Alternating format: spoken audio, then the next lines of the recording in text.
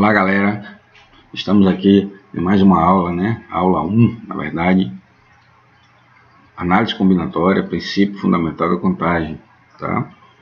Antes da gente iniciar, eu peço que você se inscreva no canal, o link está passando aqui abaixo, tá?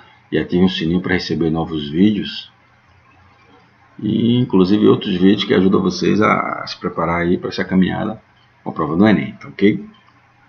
Então, princípio fundamental de contagem, né? Vamos abordar isso aqui, né? Quantas placas de carros podem ser criadas com 3 letras e 4 dígitos numéricos? Então, uma pergunta que você, sem o conhecimento sobre a análise combinatória, pode achar uma pergunta extremamente difícil, ou muitos até dizem que é impossível contar, porque tem muito carro no mundo, mas a gente vai ver lá na frente, né, que dá para se fazer esse cálculo tranquilo e utilizando o princípio fundamental da contagem, tá? Outra pergunta, né, que também nos leva a essa mesma compreensão: quantos telefones há? Quantos telefones existem? Uma outra pergunta, né, quantos números de telefones podem ser criados com 9 dígitos, iniciando com 9 e o segundo dígito não sendo 9? Então, quantos looks distintos podem ser feitos com 2 saias e 3 blusas? Essa primeira saia aqui, por exemplo, ela pode ser usada com essa camisa, com essa aqui, com essa blusa ou com essa blusa. Então, só com essa saia você já tem 3 looks aqui, né? 1, 2. Por quê? Porque quando você vê essa saia com essa blusa e quando você muda para essa blusa aqui, apesar de ser a mesma saia, mas aí o look já é diferente, né? Mudou um item, um calçado, uma blusa, uma saia, mudou qualquer um desses itens, ou seja, mudou o look. Tá, gente? Então, com essa saia aqui, que é essa primeira saia, você já tem 3 opções. Quando você vai para a segunda saia, você também pode combinar com a primeira blusa, com a segunda e com a terceira. E aí você também vai ter 3 looks. Então, quantos looks você pode fazer aqui, combinar aqui? Então, você pode ter 6 looks. 3 com uma saia e 3 com a outra. Tá? Então, são 6 opções. Ou seja, você pode sair à rua 6 dias sem repetir o look. A partir daí, tem que repetir, não tem jeito. Então, o princípio fundamental da contagem tem duas operações, vamos dizer assim, com I e com o, né? Quando utilizar o I, quando utilizar o ou, né? Qual é a diferença aí? É uma diferença muito grande entre I e ou. Por exemplo, quando eu digo é proibido entrar na minha casa fumando charutos e cigarros, só não vai entrar na minha casa quem estiver fumando os dois. Aquele que estiver fumando cigarro ou fumando charuto vai poder entrar. Mas você falou que não pode fumar. Não pode. Quando usa o I, tem que ser os dois obrigatoriamente. Tá? Então, quando a gente voltar às aulas presenciais, né, aí o professor vai dizer: só pode entrar na minha sala quem estiver utilizando tênis e sandália. Aí vai ser complicado para você. Ou então você vai ter que botar um pé de tênis e um pé de sandália para poder entrar na aula.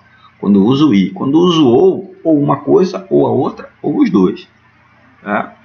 Então, o correto é dizer assim: proibido fumar charutos ou cigarros. Porque o cara que estiver fumando charutos não pode entrar, e o cara que estiver fumando cigarro não pode entrar, e se tiver alguém que esteja fumando os dois também não vai poder entrar. Tá certo? Então, entenda muito essa diferença, a gente vai trabalhar ela aqui devagarzinho, tá? E aí o I é um princípio fundamental de contagem, mas é um princípio multiplicativo, e quando a gente necessita do ou, quando a operação é ou, a gente tem um princípio aditivo, né? Ou seja, quando é o I a gente multiplica, quando é o ou a gente usa a soma. Tá? Então o I, né? A decisão D. Então, para você tomar a decisão D, você precisa desse caminho. Pode ser a decisão D1, D2, D3. Tá? E aí, tem quantas maneiras de você tomar a decisão D1? X, uma maneira. D2, X, duas maneiras. D3. Então, quando é o I, ou uma coisa, ou D1, ou ID2 e D3, aí você tem, né, quantas maneiras pelo princípio multiplicativo, né, porque você está usando o I aí. Então é x uma maneira vezes x duas maneiras vezes x três maneiras. Ou seja, você vai multiplicar as 3 possibilidades de maneira. Tá? Quando você utilizar o ou, você vai somar. Então aí é o princípio multiplicativo. Tá? Então quando você usa o ou, você vai tomar a decisão D1, x de uma maneira, ou x de duas maneiras, ou D3, x3 maneiras. Então quando você está usando o ou, é um princípio aditivo, então você soma a x de uma maneira, mais x de duas maneiras, mais x3 maneiras. Tá? Então, a gente vai trabalhar com calma isso aqui, tá? Na cantina de Dona Delta tem coxinhas de camarão, lagosta e siri, e pastéis de caranguejo e sururu. Comprando um pastel ou uma coxinha, de quantas formas distintas se podem fazer a escolha? Então vem aqui, ó, ou, se utilizando o ou, tá? Então a gente vai usar o princípio aditivo, veja só. Tá?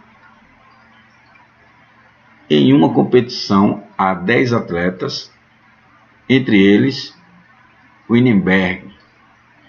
Sabendo que o pódio é constituído dos 3 primeiros e que Wittenberg ganhou medalha, de quantas maneiras distintas podem se organizar o pódio?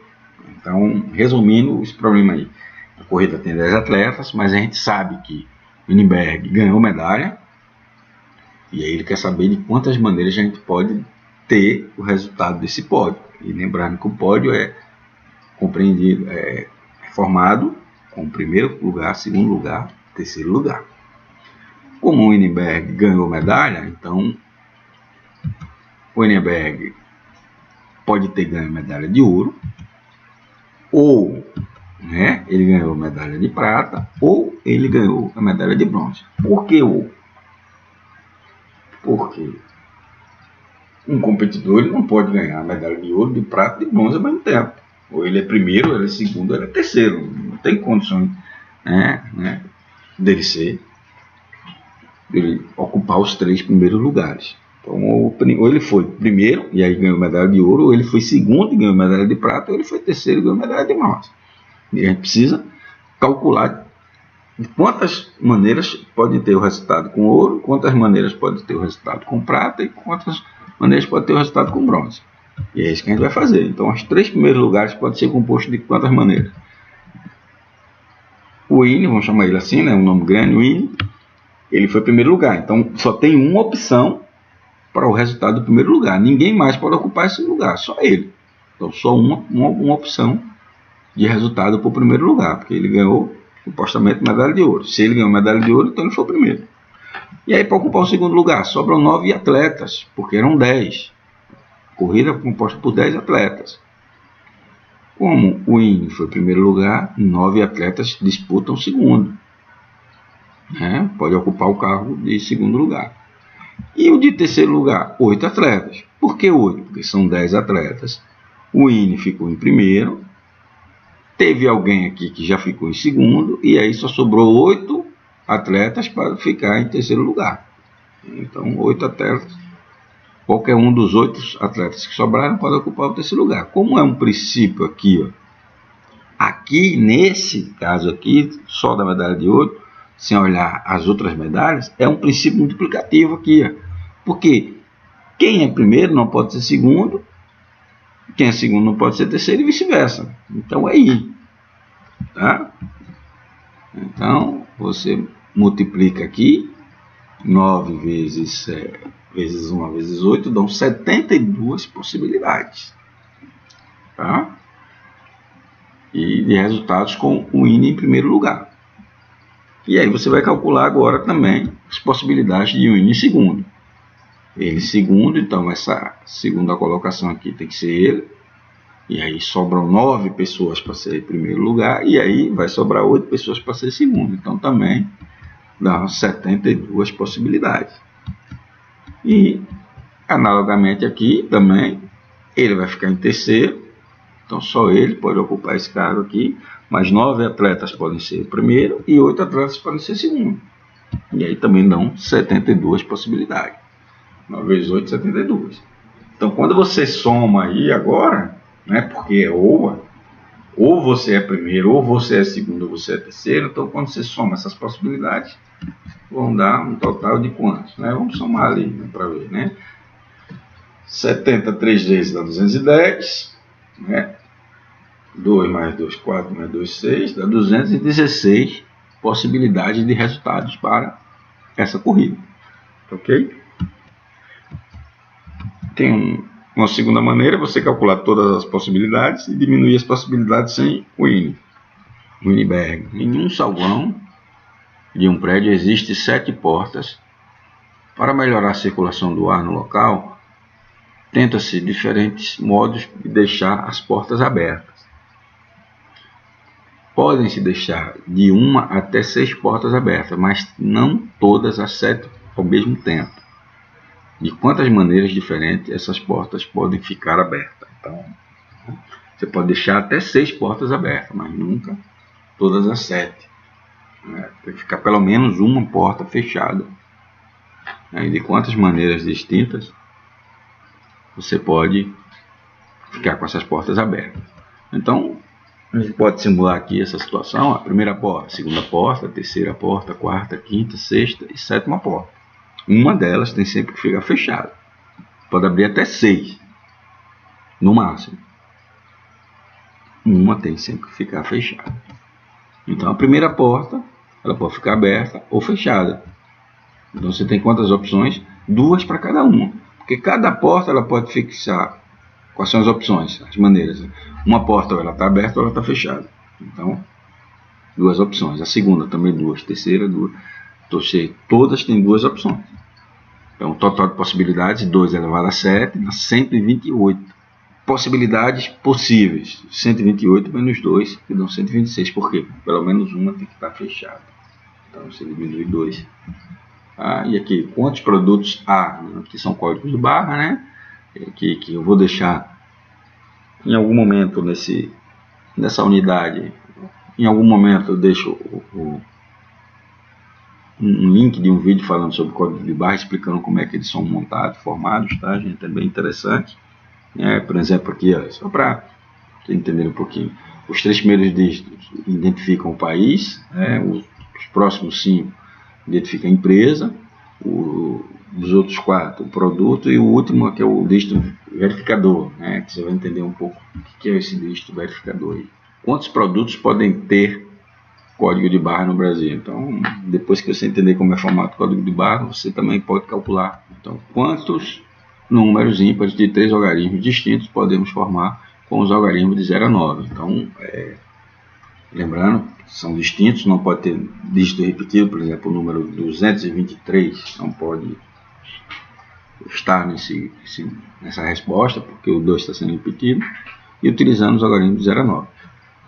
Bom, os números com o 0, né? Vamos calcular todos com o 0. Então, o 0 ele só pode aparecer aqui no meio. Por quê? Porque ele quer números ímpares. Então, o 0 não pode estar no final, porque aí deixa par.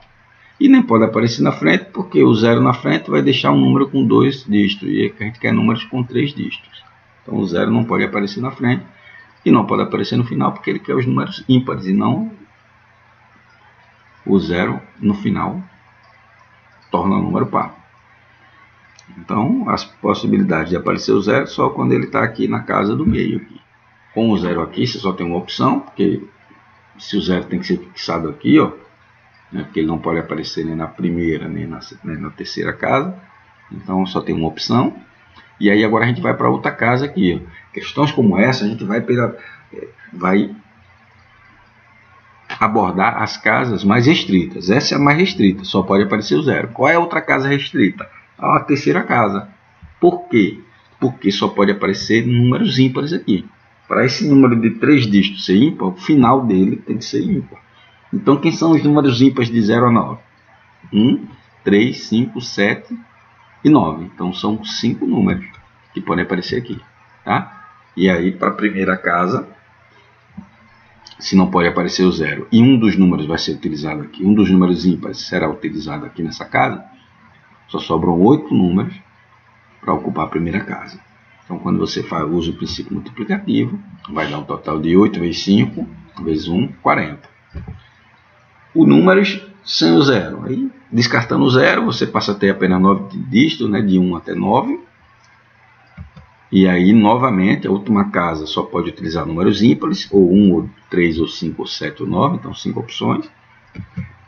Para as outras duas casas, 8, né, porque eram 9, 1 já foi utilizado aqui, ó, então sobram 8. E para isso aqui, 7, porque 1 foi utilizado aqui, outro aqui, só somos 7. Lembrando que só são 9 dígitos, porque o 0 aqui a gente não está utilizando. Então, 8 vezes 5, 40. 40 vezes 7 dá 280, né? E aí você vai somar 40 mais 280, né? Dão 320 números ímpares de 3 algarismos que você pode formar.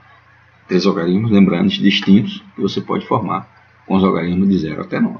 Quantos números pares de 3 algarismos distintos podemos formar com o algarismo de 0 até 9? Então, como são números pares de 3 algarismos, então vamos calcular logo com o 0 no final. Com o 0 no final aqui, né, só sobram quantas opções? 9 na primeira, porque se o 0 está aqui, são 10 dígitos, 9. E 8 para a segunda, porque são algarismos distintos. Um número já ficou aqui, outro já ficou aqui, então só sobram 8. Então, dão 72 possibilidades. 9 vezes 8, 72. Com o 0 no meio, né? Com o 0 no meio, você vão ter 4 possibilidades aqui, que é a casa mais restrita, porque 4, porque números pares. Então, na última casa só pode ter números pares, ou 0, ou 2, ou 4, ou 6, ou 8. Como o 0 não pode ir no final, o 0 vai estar no meio, tá? Então só lhe sobram 4 possibilidades aqui. O 0 já está aqui, ó, uma possibilidade só. E aí já tem um número aqui, só sobram 8 para a primeira casa. Então 8 vezes 4, 32. E sem o 0, né, aí você vão ter 9 escolhas, né, de 1 até 9. Né? Aqui na última casa continua restrita. Então sem o 0 você só pode ter o 2, o 4, o 6 ou o 8, ou seja, 4 possibilidades. Aqui sobram 7, por quê? Porque na verdade eu tenho que colocar primeiro aqui 8 possibilidades, né? Eram 9 menos 1 a 8. 8, e aqui 7, porque já ficou um número aqui. Então essa casa aqui só pode ser ocupada com 7 dígitos. Você tem 7 opções de escolha. E aí 8 vezes 7 vezes 4, né? Dá 224. E aí você vai somar 72 mais 32 mais 224, que dão 328 números pares de 3 algarismos. Ou de 3 algarismos distintos. Tá? E aí eu trouxe para vocês algumas questões do Enem, né, para a gente responder aqui, que envolve esse princípio multiplicativo. Tá? Essa é uma questão aqui. Questão do Enem 2013, questão 158, né, que diz o seguinte: um banco solicitou aos seus clientes a criação de uma senha pessoal de 6 dígitos, formada somente por algarismos de 0 a 9, para acesso à conta corrente pela internet. Entretanto, um especialista em sistemas de segurança eletrônica recomendou à direção do banco recadastrar seus usuários, solicitando para que cada um deles a criação de uma nova senha com 6 dígitos, permitindo agora o uso de 26 letras do alfabeto, além dos algarismos de 0 a 9. Nesse novo sistema, cada letra maiúscula era considerada distinta de sua versão minúscula. Além disso, era proibido o uso dos tipos de caracteres, como asterisco, barra, menos. Tá? Uma forma de avaliar uma alteração do sistema de senha é a verificação do coeficiente de melhoria, que é a razão do novo número de possibilidades de senhas em relação ao antigo. O coeficiente dessa melhoria de alteração recomendada é... Então, a pergunta está aqui, ó, tá? Ele tem um coeficiente de melhoria, que é feito que o número de possibilidades de senhas atual sobre o número de senha antigo, né? Então vai ser a razão entre o número de senha atual e as possibilidades do número de senha antigo. Então eu vou precisar calcular as possibilidades de senha com as letras e calcular as possibilidades de senha só com os números, tá? Então vamos fazer isso, né? Vamos ver essa solução aqui. Então a senha antiga, como é que ela era feita, né? Aqui são 6 dígitos. Cada dígito pode ter 10 opções de escolha, porque é de 0 a 9, 10 dígitos. Então eles podem se repetir, ou seja, eu posso ter a senha toda 000, toda 11, então eu tenho 10 possibilidades na primeira. Como pode repetir? Eu posso escolher qualquer um dos 10 para a segunda, qualquer um dos 10 na terceira, ou seja, vai dar 10 elevado a 6, porque são 6 casas aqui para a senha, tá? E calculando a senha atual, né, são 26 letras maiúsculas, 26 letras minúsculas e os 10 dígitos do algarismo. Você pode escolher qualquer um desses e dá um total de 62 caracteres que você pode escolher para a primeira casa da senha. Como a senha é formada por 6 dígitos, cada dígito podem se repetir, podem ser escolhido qualquer um dos 62 caracteres, né? E vai dar 62 elevado a 6. E aí, como ele quer a razão da senha atual sobre a senha antiga, você vai fazer 62 elevado a 6 dividido por 10 elevado a 6, que é a alternativa da letra A. Tá ok, gente? Então essa foi uma questão do Enem 2013. Você percebe que a gente tendo conhecimento sobre o princípio multiplicativo, a gente consegue resolver essa questão. É óbvio que a gente precisa interpretar, né, ler com atenção aqui. E uma vez feito isso, a gente consegue resolver a questão, né, sem muitos problemas, tá? Uma outra questão é a questão do Enem 2015, que diz o seguinte: numa cidade, 5 escolas de samba, 1, 2, 3, 4, 5, participaram do desfile de carnaval. 4 quesitos são julgados, cada um por 2 jurados, que podem atribuir somente entre as notas de 6 até 10. Ou seja, a menor nota é 6 e a maior nota é 10. A campeã será a escola que obtiver maior pontuação na soma de todas as notas emitidas. Em caso de empate, a campeã será a que alcançar a maior nota ou a maior soma das notas atribuída pelos jurados no quesito enredo e alegoria. Ou seja, o quesito enredo e alegoria é o critério de desempate. Quem tiver a maior nota aqui, caso haja empate, quem tiver a maior nota aqui, leva o título. A tabela mostra as notas do desfile deste ano, no momento em que faltava somente a divulgação das notas do jurado B, no quesito bateria. Quantas configurações distintas das notas a serem atribuídas pelo jurado B no quesito bateria tornariam campeão a escola 2? Então ele quer saber as possibilidades para que de notas desse jurado B para que a escola 2 seja consagrada campeã nesse carnaval. Então, o princípio, olha na questão, pelo amor de Deus, como é que a gente resolve essa questão? Vamos lá. Veja, a escola B, essa aqui, ó, ela tem essas notas e no momento ela tem 66 pontos. A única escola que pode tirar o título da escola 2 é a escola 4. Vamos ver por quê. A disputa só está entre eles dois. Porque imaginamos, a maior nota é 10. Se a escola 1 receber 10, ela vai para 65, não passa a escola 2. A escola 3 tem 50 pontos. Se ela receber 10, ela só faz 60 pontos, não passa a escola 2. E a escola 5, se ela receber 10, que é o máximo da nota, ela só faz 64 pontos, então também não passa a escola 2. A escola 4, sim. Ela pode passar a escola 2. Então a disputa, nesse momento, só está entre a escola 1 e a escola 4. Então essas combinações de nota, você só vai fazer entre essas duas. Assim, a briga está entre essas duas. Então, o critério de desempate é enredo e harmonia. No critério de desempate, a escola 2 tem maiores notas que a escola 4, ou seja, se houver o empate das notas, a escola 2 é campeã pelo critério de desempate.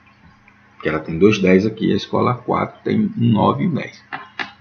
Então, quando for calcular as possibilidades, a gente tem que colocar dentro o empate. Porque com o empate ela também se sagra campeã. Então vamos fazer isso. Eu fiz um quadrozinho aqui, para botar as notas aqui e fazendo as possibilidades. Por exemplo, a escola 2 e a escola 4, que é a disputa entre as duas. Se a escola, quais são as possíveis notas para a escola 2? Se a escola 2 receber 10, a escola 4 pode receber no máximo 8 para ela ser campeã. Porque a diferença entre as duas notas é de 2 pontos. Então, a escola 2 ela tem que ter 2 pontos a mais, no mínimo, que a escola 4, para ela ser campeã. Porque ela recebendo 10, ela vai para 176, e a escola 4 recebendo 8, ela vai para 76 também. Como vão empatar nos pontos, o critério de desempate decide. Então essa é uma possibilidade de nota. Outra, ela recebeu um 10 e a escola 4 recebeu um 7. Outra possibilidade, ela recebeu um 10 e a escola 4 recebeu um 6. A escola 4 não pode receber menos do que 6, que nenhuma escola recebe nota menos que 6. Então, as possibilidades com a 2, 10 são essas. São 3. E agora, ela recebendo um 9. A diferença tem que ser 2 pontos. Então, a escola 4 só pode receber 7. Que é a diferença de 2 pontos. Se ela receber um 9, ela pode ainda receber um 6. E a última possibilidade é ela tirar um 8 e a escola 4 tirar um 6. Com essa configuração de notas, a escola 2 pode se sagrar campeã. São quantas opções? 6, né? Porém, a gente agora tem que analisar as notas que as outras escolas podem receber. Por exemplo, a escola 1, ela pode receber a nota 6, a nota 7, a nota 8, a nota 9 e a nota 10. Ou seja, 5 possibilidades de notas. A escola 3 também 5 possibilidades de nota. E a escola 5 também 5 possibilidades de notas. Como são eventos independentes, né, essas 6 notas aqui são independentes dessas outras notas, então a gente tem um princípio multiplicativo. E aí basta multiplicar 6 possibilidades aqui, vezes 5 da escola 1, vezes 5 da escola 3, vezes 5 da escola 5. E aí 6 vezes 5, 30, vezes 25, vai dar 750 possibilidades. Alternativa C. É isso aí, foi a nossa aula de hoje. Eu peço a vocês, mais uma vez, que se inscrevam no canal. Lá tem vários vídeos semelhantes a esse, que trabalha a preparação para o Enem. Tá? Então você se inscreve, ativa o sininho para receber notificações de novos vídeos. E compartilhem com os amigos, com os colegas, né? Porque o conteúdo é totalmente gratuito. E aí pode ajudar muito a vocês nessa preparação, nessa caminhada para uma vaga através do Enem, tá? Então, bons estudos, um grande abraço.